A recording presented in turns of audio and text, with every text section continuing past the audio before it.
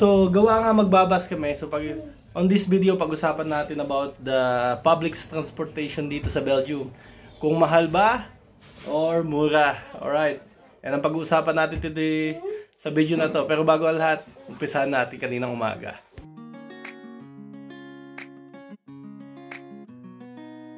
Isang magandang umaga mga kaibigan. Nandito na naman po kami ang Sirdis family.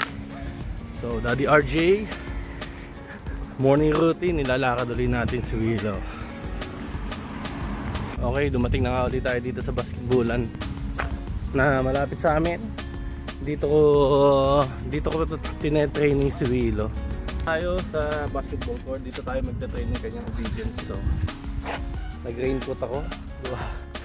Kanina medyo maulap. Nawala na. Yan, hanggang sa nasarap yan. Siyempre tatanggalin natin yung tali. At tayo mag-train ng gawin.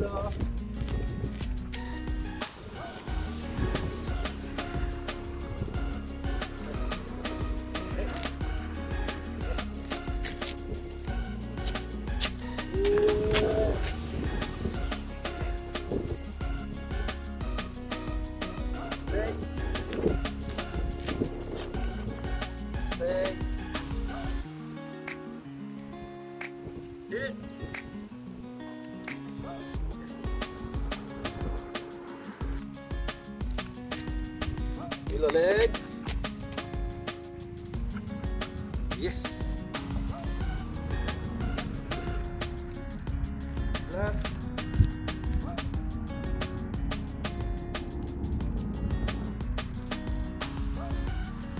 Good job. Good job. Good job. You stay. Yeah.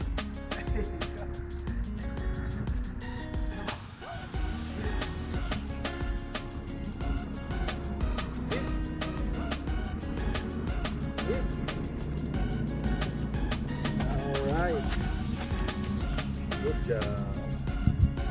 Kaya muna natin siyang mag-ikot-ikot kung saan. Pwede ko ditong gawing learning situation.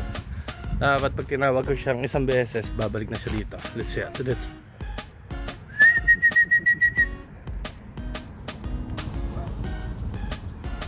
Yun ang pantawag ko sa kanya pag malayo siya.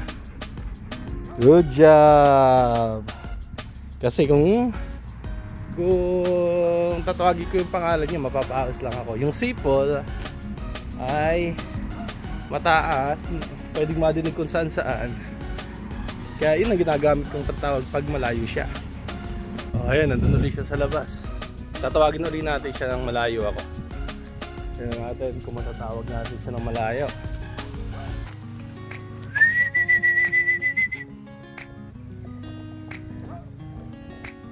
Medyo malayo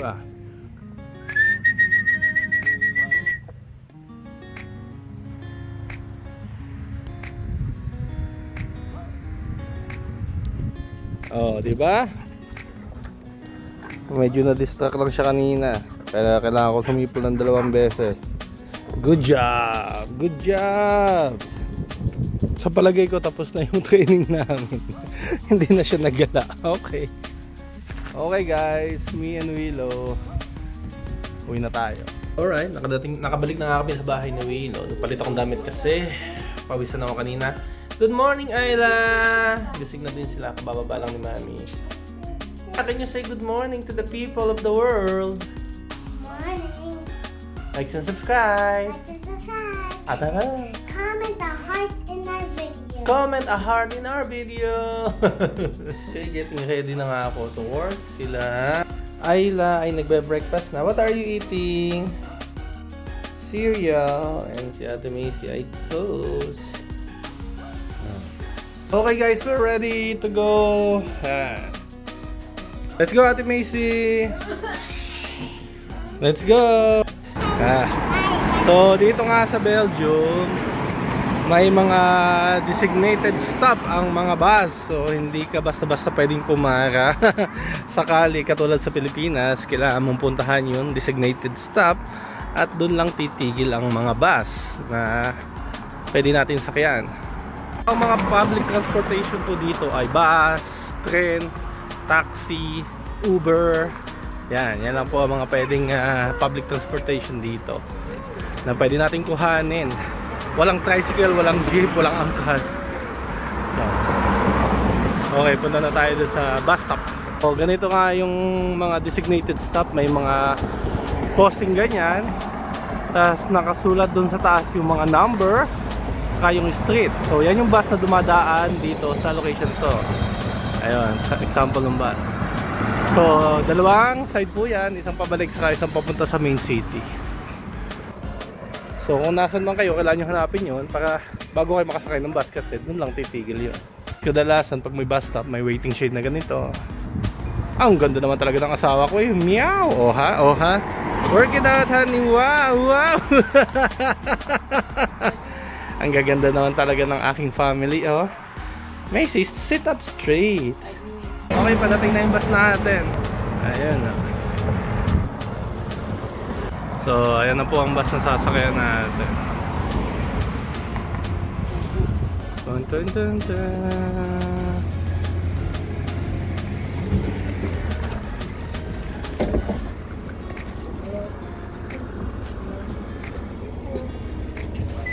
Okay, Morgan.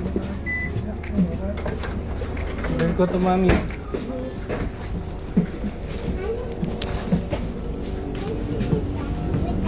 Okay, Dad. Palag. Yeah, sit down. Sit down.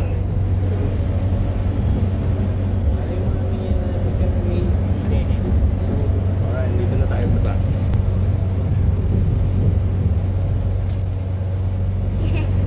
So, malapit na kami dun sa stop namin. So, dito, pag gusto ko nang mag-stop dun sa susunod na bus stop, kailangan mong pindutin ito.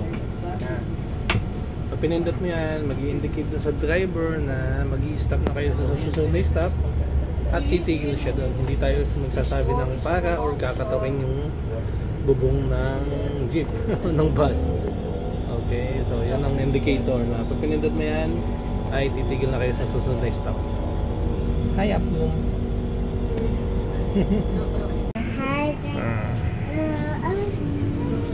Baba na tayo.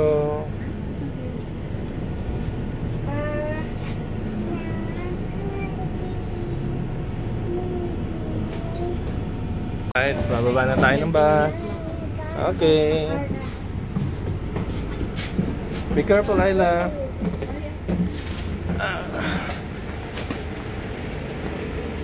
Ito yung bus na sinakyan natin. Okay guys, nandito na nga ako sa bahay. Pag-uusapan nga natin yung binuksan natin topic kanina na mahal ba or mura ang public transportation dito sa Belgium. So, we're gonna talk about taking a bus every day to work. So, may mga way para makamura sa pamasahe sa bus dito sa Belgium. So, ang normal fare is 3 euro per hour. So, hindi po per distance ang bayad dito, per hour.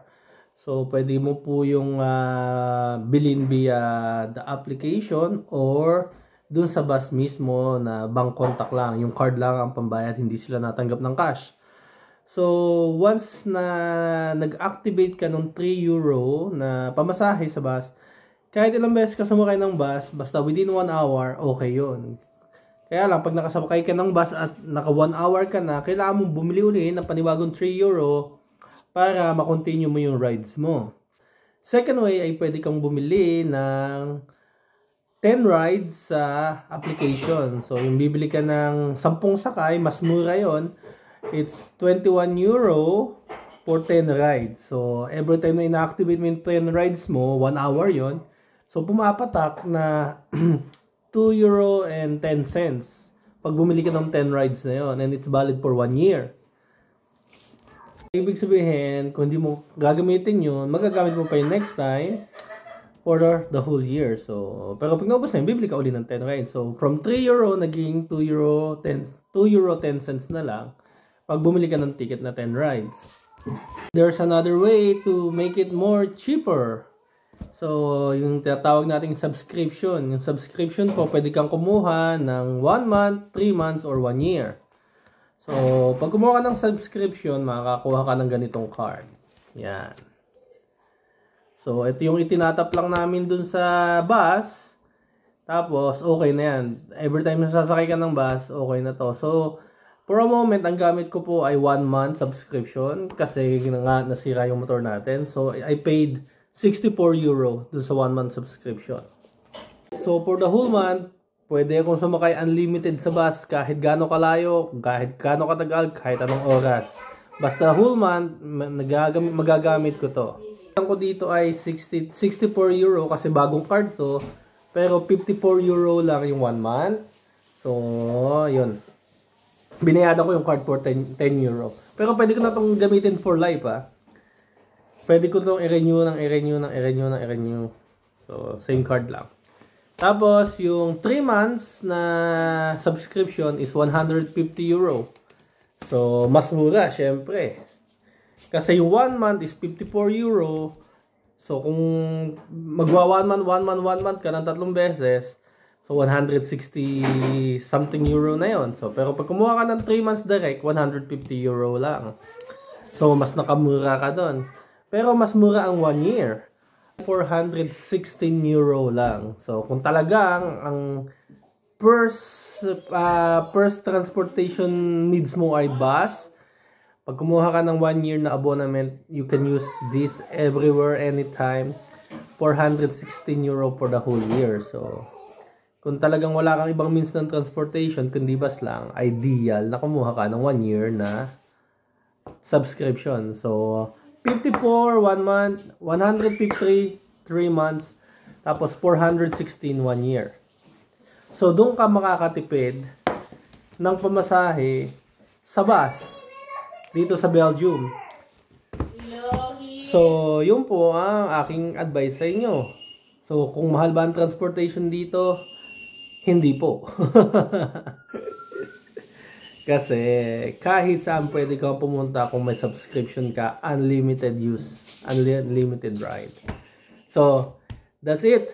Yun po yung ating information about public transportation taking the bus dito sa Belgium.